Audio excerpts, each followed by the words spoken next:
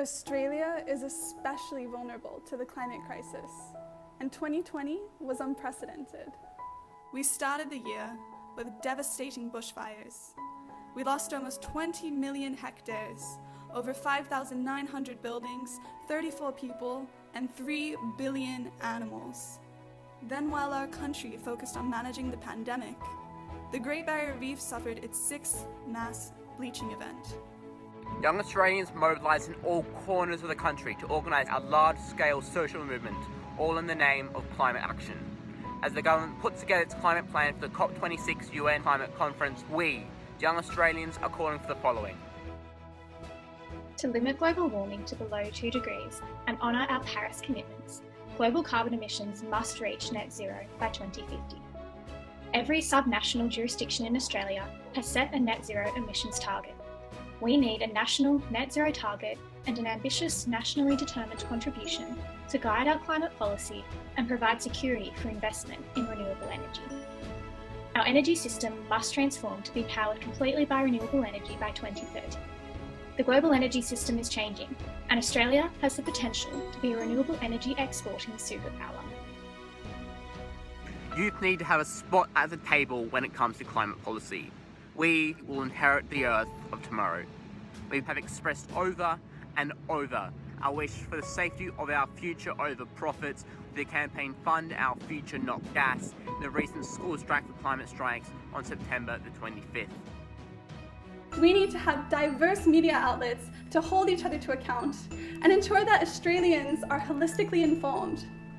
This can only be established through new regulations that prevent monopolisation and instead encourage transparency and values independent voices.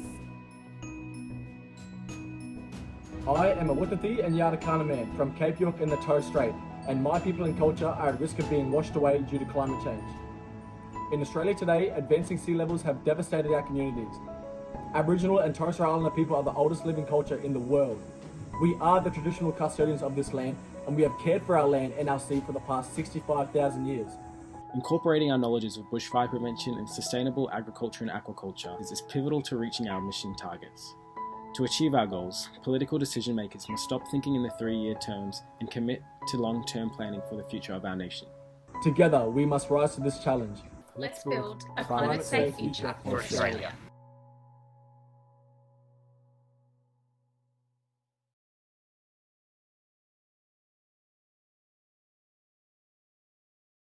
Hello distinguished delegates, observers of COP26. We speak to you today representing the youth of Fiji, a small tropical island nation in the Pacific Ocean with a population of 900,000. Here in Fiji, we are already experiencing the effect of climate change. Increased global temperatures have led to an increased sea level rise around our nation, and many of our coastal communities have been forced to relocate from the effect of climate change. And many more than 8 communities have been earmarked by the Fiji government for potential future relocations.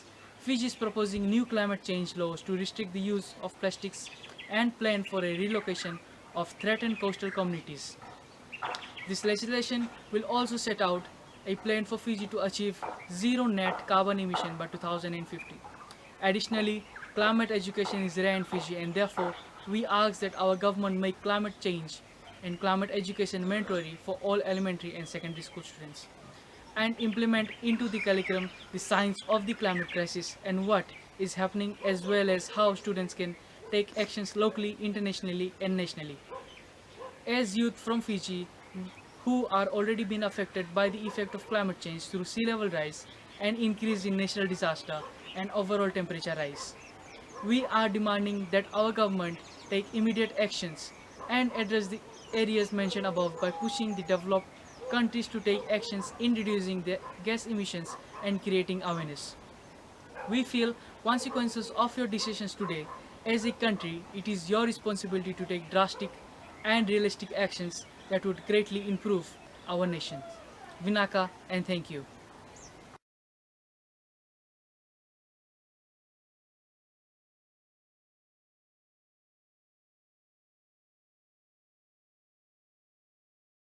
Kia ora, distinguished delegates and observers of COP26.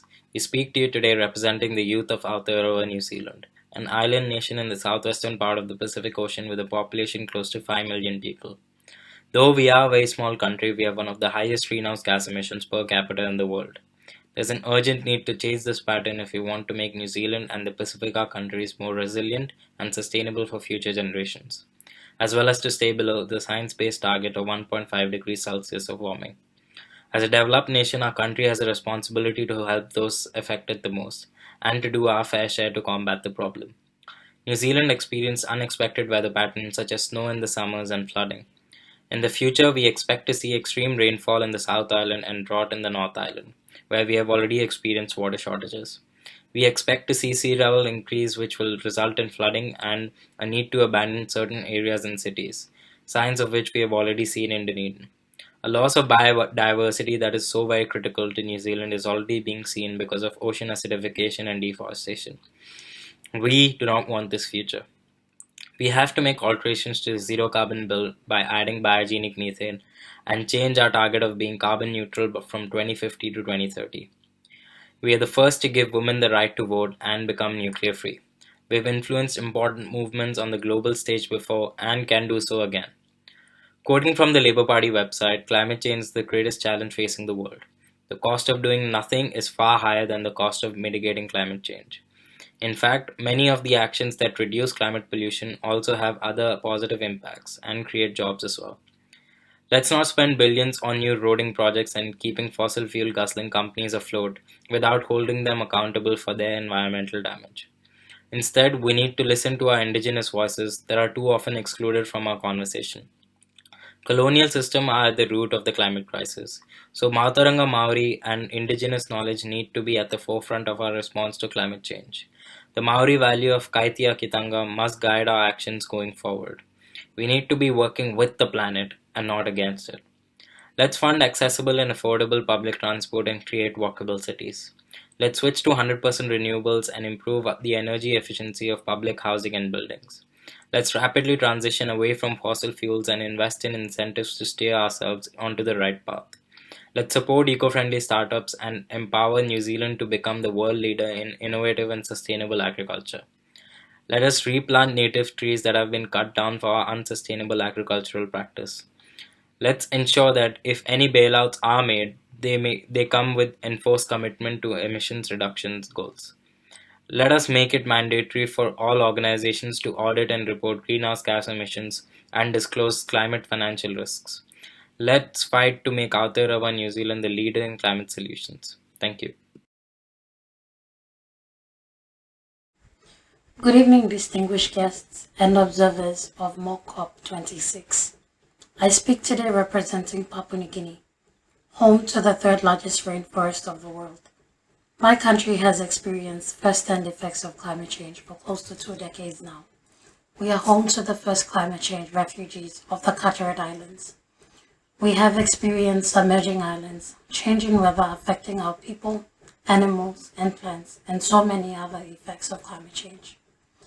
Young people have been at the forefront combating climate change through awareness and climate action with combating the effects, as well as managing the consequences through reforestation exercises, coral restoration programs, plant and animal conservations, and so many others. Although RED has been created in my country, my people have never benefited from it in any shape or form. Protecting oceans, forests, and mangroves should become an international imperative due to the ecological stability of the region rests in the climate balancing contributions of countries which act as lungs of the planet, countries like Papua New Guinea. Companies and multinational corporations are taking advantage of our weak laws and corruption to illegally destroying our natural resources in developing countries should be held accountable in the international courts in the same way as genocide and other acts against humanity. There is a lot we expect from our government, however we are not seeing. A vital one would be to integrate climate education in our local curriculum, as well as more emphasis on community awareness. Port Moresby has joined the Cities for Forests and Cities for Climate Action, thanks to my governor, Honorable Paul Spakop, and his passion to save the planet. However, our challenge is always the technical and financial resources to monitor and put in place the continual follow-up required for real changes to the urbanization of our city. 2 of the 111 members of parliament who are vocal on climate change are now working together to champion a reforestation program, which is a milestone in the region. I come from an island nestled somewhere in the Pacific Ocean. Despite being so tiny, have contributed immensely to address climate change and is filled with so much hope. I cannot fight this battle on my own. I need each and every one of you to join hands with me to fight this battle. We are in this together. It is now or never. Like former President for United States of America, Barack Obama once said, and I quote, "We did not come here to fear the future. We came here to shape it." Unquote. Let's all stand together united to create the future we want to see. I may come from an island, but no man is an island. Thank you. Highly distinguished delegates and observers of COP26. I speak to you today representing the youth of Solomon Islands, an archipelago in the South Pacific Ocean that is made up of 992 islands that is scattered throughout the country. According to the results from the 2019 census report, Solomon Islands has a total population of 731,455 people. Today, our country is experiencing devastating loss and damage from climate change. We are already observing intensified and more frequent storms, rising sea levels, new pest and disease outbreaks, severe and prolonged water shortages, as well as the loss of whole core systems like coral reefs and mangroves. These impacts affect our business, our traditional economy, and our overall well-being. It also limits our fundamental rights, a right to shelter, the right to food and water, and the right to land. Our people have had enough of the empty promises from rich developed nations and their unfulfilled commitments to mitigate or reduce the climate-destroying emissions, such as using fossil fuels like coal, oil, and gas. Last year in September, about 500 young people joined the World Youth Strike for Climate Emergency here in Oceania. This included youth from a number of high schools, university students, women groups from various non-government organizations, and even the disability groups. Together, we demanded that our leaders strengthen and implement meaningful and realistic climate action policies. Solomon Islands will continue to improve and align its climate ambitious goals with the science to stay below the 1.5 degrees Celsius in warming. The youth of Solomon Islands stand with our government, committing to work and enhance our nationally determined contribution to place us in line with the 1.5 degrees Celsius trajectory as guided by the IPCC special 1.5 degrees Celsius report. We also urge the government to implement climate education as a mandatory course in our educational institutions. We believe in the need to educate our young people, empower them to be vocal and to take necessary actions on this pressing issue, as it is our future that is at stake. Solomon Islanders have been affected by climate change in so many ways. As young leaders, it is our responsibility to take appropriate action and ensure that our government makes well-informed decisions for climate justice today and for the future for our people. We will no longer sit back and watch our future being taken away from us. We will rise. We will fight for our future. We need our government to take this seriously. We need every nation to take this seriously. We are living on borrowed time. And the survival of our generation strongly depends on the decision we make today. We must act now. Once again, distinguished delegates and observers of COP26, I thank you.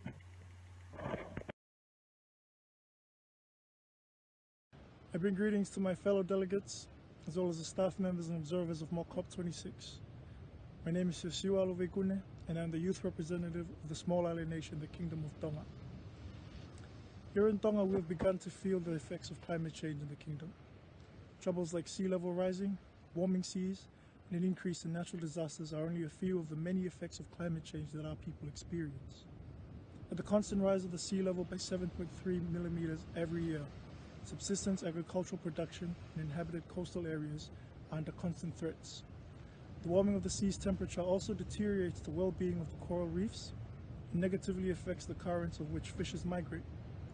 For a country that has a large group of people that rely on subsistence fishing, this impacts their lifestyle and source of income. The biggest effect, however, is that of the increase of natural disasters. Tropical cyclones befall Tonga annually, which uproots crop plantations and also destroys the homes of several civilians. In Tonga, we have several activist groups run by our youth with the goal of battling climate change on every possible front. Tonga has a branch of Pacific Island Students Fighting Climate Change, PISFCC, who is a group of young activists with the vision that we should be able to live with dignity and without fear of climate change denying us and our children of that freedom. The PISFCC currently have 2 campaigns which are to seek an advisory opinion on human rights and climate change from the International Court of Justice, and also to educate and activate the youth of the Pacific. Even Tonga's own government has included the fight against climate change in what is called Tonga Climate Change Policy, with the goal to provide a clear vision to direct Tonga's response to the effects of climate change. This means that through several objectives, the government of Tonga hopes to obtain a country that is resilient to the impact of climate change and climate-related disaster risks, and is able to protect and safeguard its present and future citizens. This is a good start for what is still a long battle yet to come to its end. Even though the youth and government of Tonga have done plenty for the fight against climate change, more can still be done. Despite there being youth activist groups in Tonga, a lot of them are made up of university level students and older, meaning that a large majority of Tonga's youth are either left unheard or uninformed. Tonga leaders should push for appropriately educating our youth whilst at a young age to make them understand that the fight against climate change is everybody's fight.